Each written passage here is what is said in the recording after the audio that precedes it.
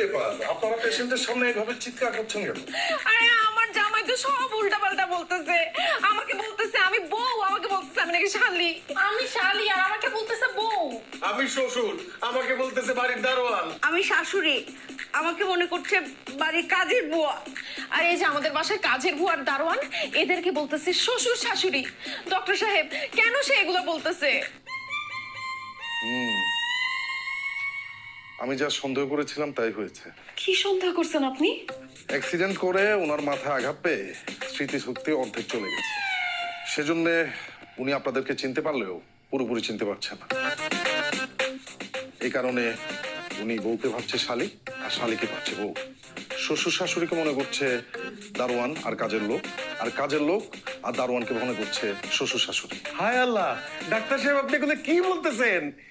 আলমগীর, আমার 1 কোটি টাকা কই? তুমি যে ব্যাংক থেকে টাকা তুলছো সে মেসেজ তো আমার কাছে চলে আসছে। টাকা? এটা আবার কি দেলোয়ার চাচা? এটা খায় না মাথায় দেয়? ডাক্তার সাহেব সেগুলো কি বলতেছে? তাকে আমি সকালবেলা 1 কোটি টাকার চেক দিছি, সেই টাকা সে ক্যাশ করছে। ক্যাশ করে এখন আমার এই টাকা কোথায় গেল?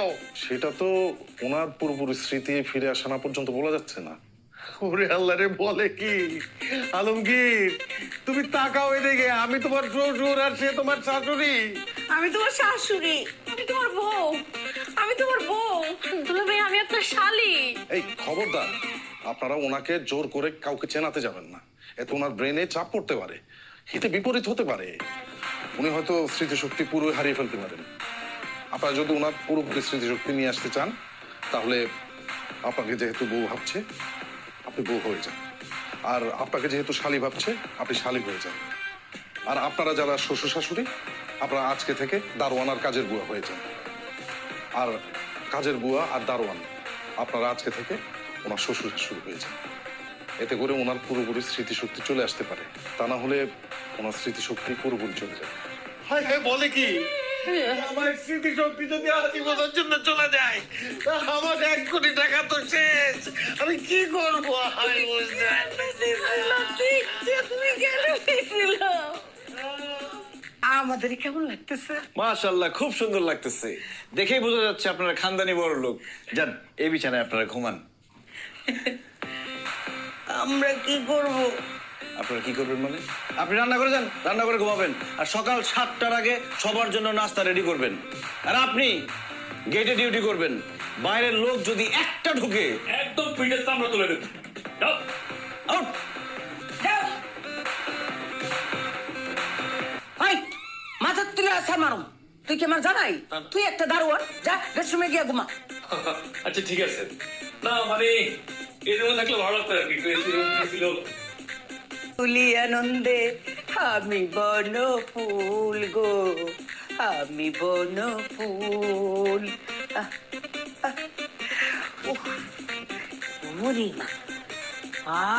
এবার খুব তাড়াতাড়ি সবকিছু ঠিক হয়ে গেছে। এই মারিয়া, অনেক রাত হয়েছে, তোমার রুমে ঘুমাইতে যাও। আমি আর তোমার আপু এখন ঘুমাবো। এই তুমি কই যেতেছো? আপনি না আমাকে ঘুমাইতে যেতে বললেন? আরে বোকা, আমি তোমাকে যেতে বলি নাই তো, আমি তো মারিয়াকে যেতে বলছি। এই মারিয়া, বসে আছো কেন? যাও। আরে মারিয়াকে যেতে বলছো, ওই তো মারিয়া। একদম ফাজলামো করবো না। ও মারিয়া হতে যাবে কেন? মারিয়া তো তুমি, আর ও হচ্ছে মাহি। তুমি যাও, যাও বেরো। আর ও বুঝো নাই, স্মৃতিশক্তি চলে গেছে না, এই জন্য তোমাকে মনে করতেছে মারিয়া আর আমাকে মনে করতেছে মাহি।